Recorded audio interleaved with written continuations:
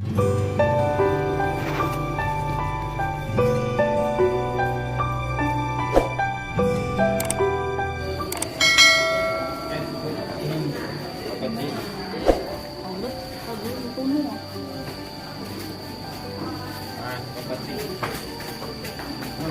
ไม่ได้เชื่อเนี่ยจะซัดเจ็ดตัวแปดจะยืนบ้างออกมาไปแม่ไป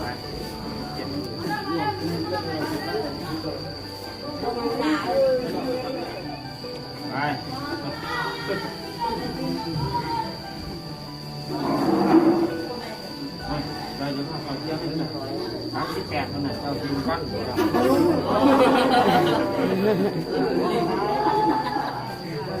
ความเสี่ยง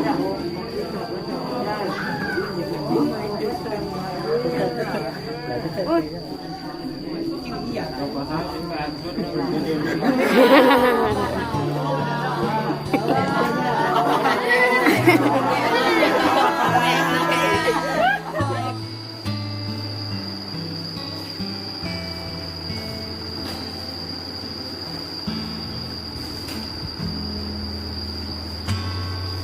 มอหนึ่งเนาะ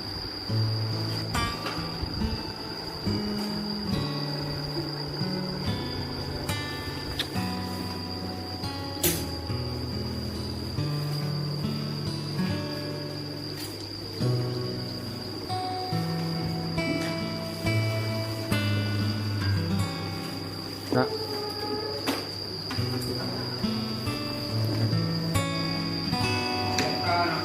แล้วไง